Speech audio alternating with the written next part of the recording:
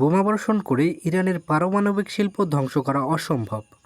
আবারও সেটা মনে করিয়ে দিয়েছেন দেশটির পারমাণবিক শক্তি সংস্থার প্রধান।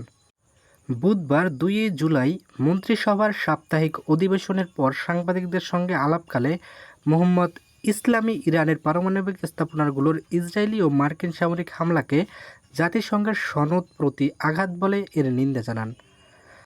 তিনি বলেন, ইরানের পারমাণবিক স্থাপনাগুলোতে সামরিক হামলার ইঙ্গিত দেয় যে বিশ্ব জঙ্গলের আইন প্রচলিত এবং শক্তি ছাড়া কেউ টিকে থাকতে পারবে না। ইরানি জাতি এটি খুব ভালোভাবে উপলব্ধি করেছে। এইওআই এর প্রধান জোর দিয়ে বলেন, ইরানের পারমাণবিক শিল্প এমন কিছু নয় যা বোমা দিয়ে নির্মূল করা যাবে, কারণ এটি একটি দেশীয় শিল্প এবং দেশের প্রযুক্তিতেই স্থাপন করা হয়েছে। ইরানের পারমাণবিক শিল্পের অগ্রগতি অব্যাহত থাকবে বলে জানান তিনি।